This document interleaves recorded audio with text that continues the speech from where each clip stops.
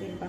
இப்போ இதில் என்ன ப்ராப்ளம் பண்ணிட்டாங்க அப்படின்னா, நார்மலாக எப்பவும் கை வரைகிற மாதிரி கரெக்டாக வரைஞ்சி குழிக்கு கட் பண்ணுறதுக்கு பதிலாக, அதாவது மேடு 2 துணியும் இருக்கிற மாதிரி இப்படி ஒன்று போல் வச்சுட்டு என்ன பண்ணிட்டாங்க அப்படின்னா, மேடு பகுதியை தனியாகவும் குழியை தனியாகவும் வெட்டணும். இவங்க என்ன பண்ணிட்டாங்க அப்படின்னா, ரெண்டுமே சேர்த்து குழி பகுதியில் வெட்டிட்டாங்க.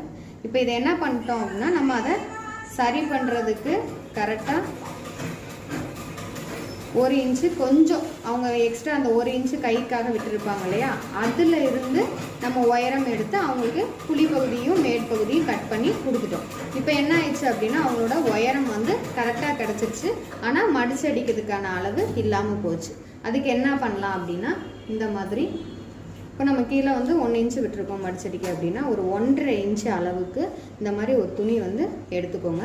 எடுத்துகிட்டு இதில் தைக்கும் போது நீங்கள் பார்க்க வேண்டியது என்ன அப்படின்னா, 2 பக்கமும் ஆப்போசிட் சைடு வந்து குழிப்பகுதி, அதாவது முன்பக்கத்துக்கு வரக்கூடிய குழிப்பகுதி இருக்கான்னு பார்த்துக்கோங்க.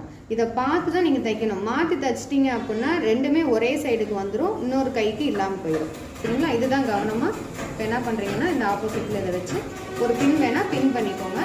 2 பக்கமும் இந்த இதை வச்சுக்கோங்க. இப்போ இதை வச்சுட்டு இதில் ஒரு தையல் போட்டுட்டு மறுபடியும் திருப்பி மறுபடியும் ஒரு அம்பு தையல் போட்டு எப்பவும் போல் நம்ம கை மடிச்சடிக்கிற மாதிரி மற்ற வேலைகளை நம்ம பார்த்துக்கலாம். ஏதாவது டவுட் இருந்தால் கேளுங்க, சொல்கிறேன். தேங்க்யூ.